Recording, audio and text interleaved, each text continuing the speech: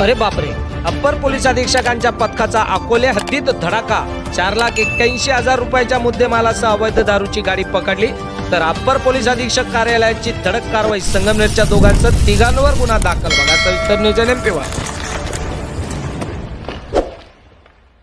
Akole police स्टेशनच्या हद्दीत अवैध धंद्यांविरुद्ध मोहीम राबवत असताना श्रीरामपूर अप्पर पोलीस अधीक्षक कार्यालयाच्या विशेष पथकाने मोठी कारवाई केली आहे.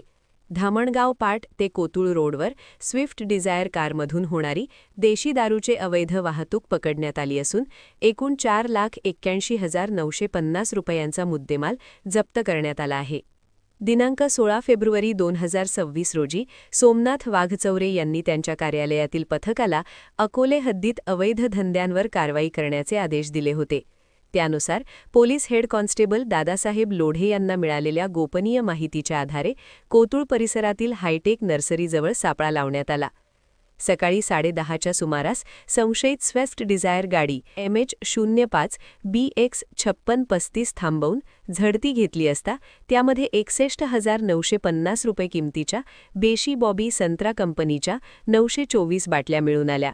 दारू वाहतुकीचा कोणताही परवाना नसल्याने पोलिसांनी 4 लाख रुपये किमतीचे कार, दारू आणि 2 मोबाईल असा एकूण 5.5 लाखांचा मुद्देमाल पंचासमक्ष जप्त केला. या कारवाईत पोलिसांनी 2 आरोपींना जागीच ताब्यात घेतले असून त्यांनी ही दारू संगमनेर येथून खरेदी केल्याचे कबूल केले आहे. 1. अक्षय मारुती वाघचौरे वय 26 राहणार परखतपूर तालुका अकोले अटक.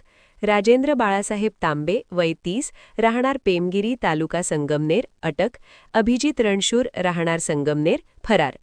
या तिघांविरुद्ध अकोले पोलीस ठाण्यात गुन्हा रजिस्टर नंबर 78/2026 नुसार मुंबई दारूबंदी कायद्यान्वये गुन्हा दाखल करण्यात आला आहे. ही यशस्वी कारवाई पोलीस अधीक्षक श्री सोमनाथ घारगे, अप्पर पोलीस अधीक्षक श्री सोमनाथ वाघचौरे, DYSP श्री कुणाल सोनवणे आणि पोलीस निरीक्षक मोहन बोरसे यांच्या मार्गदर्शनाखाली पथकातील दादासाहेब लोढे, संदीप दरंदले, अशोक गाढे, राजेंद्र बिरदवडे, अनिल जाधव आणि महेंद्र गुंजाळ यांनी केली आहे.